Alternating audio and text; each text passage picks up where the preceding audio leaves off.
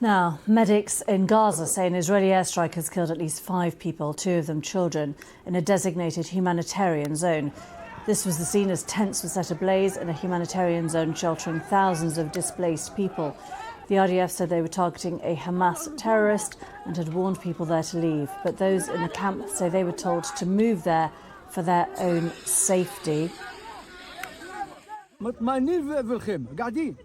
We were sleeping in our tents. None of us were wanted by the Israeli army, nor is anyone around us. So, why are they bombing us while we're sleeping in our tents? The IDF are the ones who told us to head to the tents in the Mawasi area.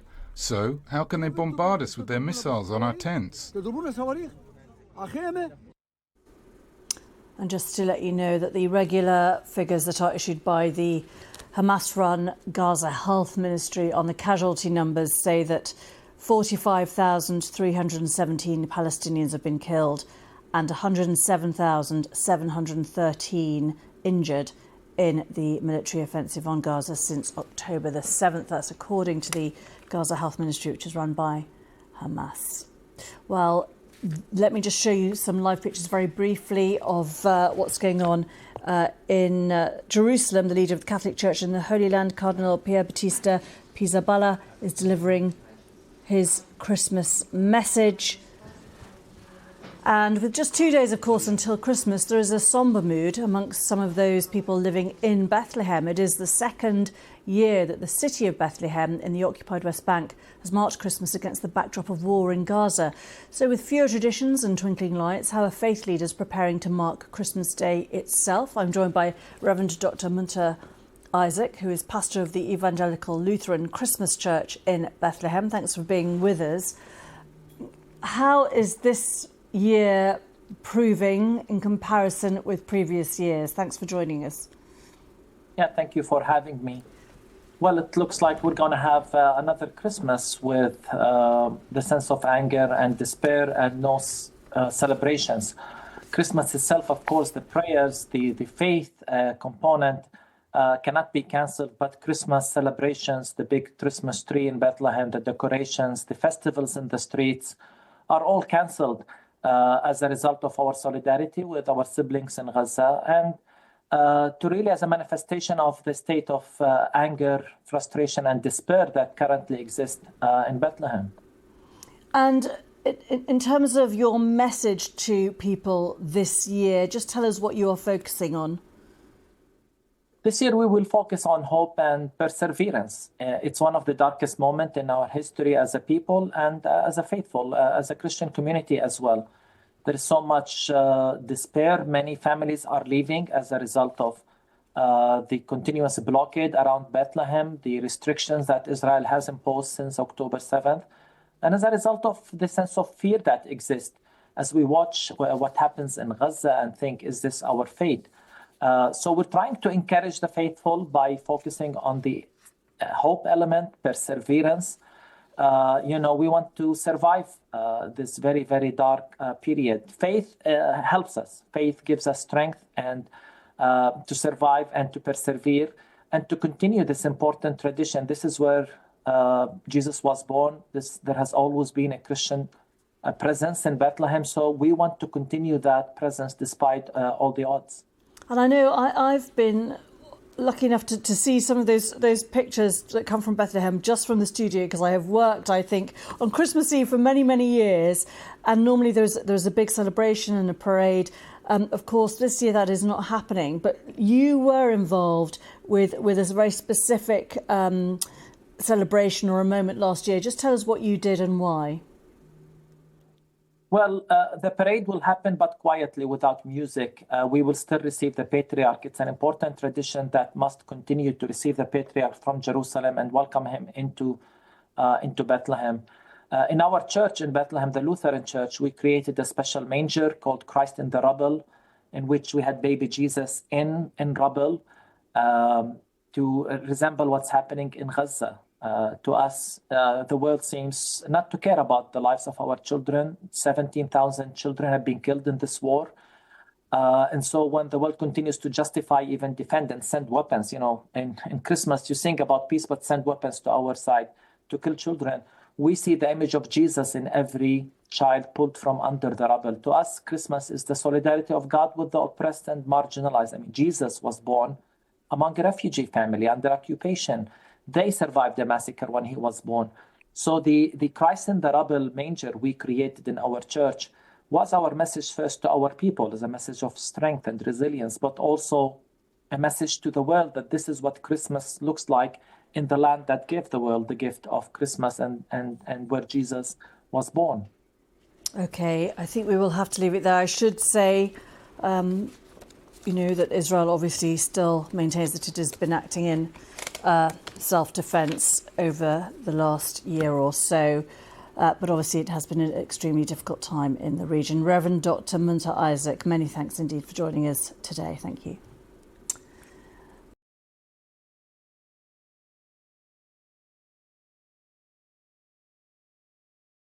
Now, as we reach the end of 2024, we're reflecting today on the shadow of war in the Middle East in particular and what may happen in the region in the year ahead. We've already been hearing from leaders of different faiths in the area about the impact of the conflict on them and their communities. For example, police in the occupied West Bank are investigating reports that a mosque was vandalised and set on fire by Israeli settlers last week. The CCTV footage shows the moment that anti-Muslim graffiti was sprayed on the walls of the mosque. Israeli authorities say they see the incident as extremely serious and they are working to bring the perpetrators to justice. Well, we're going to talk now because we're interviewing different faith leaders today, including a reverend and a rabbi, by the way. But right now we can talk to Mustafa Abu Sway, who's a member of the Islamic Waqf Council at the Al-Aqsa Mosque in Jerusalem. Thank you very much for being with us. What are your thoughts? What are your reflections as we come to the end of this year, another year of war in the Middle East? The thoughts are that there's still an ongoing genocide in the Gaza Strip. Children, UNRWA have just read a while ago, there's a child that is killed every 1 hour. So the heart is broken, the land is devastated, and people, lives are lost. We go beyond our own community when we think about life. We try to instill hope in people, but the conditions on the ground are deteriorating. What you refer to as the graffiti and the arson at the mosque in the West Bank, this is very close to the city of Salfit, and the name of the mosque is Bir al-Walidin. Out of all possible names, being good to one's parents, really, this is the name of the mosque. Nevertheless, within very short period of time, that's one of the mosques. But in Jerusalem itself, we have the municipality demolishing 2 mosques, one in Silwan and one in. This is all within 1 mile south of the old city. The historical status quo at Al-Aqsa Mosque has been violated systematically. We talk about what existed. The arrangements that existed on the eve of the war in 1967. Things have been better under occupation, but things deteriorated, especially with the Ben Gvir being the part of this government and really saying that he would have built a synagogue inside the Al-Aqsa Mosque. On daily basis, Sunday to Thursday, every single day, there's a period in the morning and a period in the afternoon. When the settlers are occupied by the Israeli security forces, they head to the eastern part of Al-Aqsa Mosque and they conduct their own, not only prayers, but also they sing, of course, national Israeli songs. They raise the flag, and within a couple of hours period in the morning and shorter in the afternoon, they are absolutely protected by the Israeli security forces, and this is a direct violation of the historical status quo. Okay. I mean, you talked at the beginning about genocide. As you will know, the Israeli government, the Israeli military completely deny that, and they will say and do say that they are responding militarily to the attacks of October the 7th by Hamas, that they are determined to destroy Hamas, to stop it ever carrying out another attack like that, another massacre like that, that killed or kidnapped hundreds of civilians. But just the broader point, as you see it, as we come to the end of this year, can there be peace in the Middle East, given all the horrific events of the last year or so that we have seen? Can there be two people living in two states, a Palestinian state and an Israeli state? Of course, in principle, it is possible, but even borrowing from the Jewish tradition, where truth and justice are two keystones for having peace, I would like to simply highlight not only organizations like B'Tselem, Israeli Human Rights Watch group, does report on the ground. We have former Israeli Defense Minister Ya'alon, who said that there is an ethnic cleansing that is happening in the northern part of the Gaza Strip. Yes, it's possible to reach peace, but we need to understand that peace is not simply lip service or an agreement. There is an indigenous people who lives on this land, and the rights of the Palestinians is being denied to self-determination and statehood. We simply talk about the international law, which is not being it's not being upheld. In the case of the Palestinians, of course, this could be the case in other countries. It's been more than a century of the Palestinian modern story, with beginning with Balfour Declaration until today, more than a century really. And we would like to see peace. We would like to see the conditions on the ground being prepared for this peace. We need probably I would say that we need a different government in Israel that is willing to go that far. Okay, well, thank you so much for being with us, Mustafa Abu Sway, who's from the Al-Aqsa Mosque in Jerusalem. Thank you very much indeed for your time and talking to us on BBC News.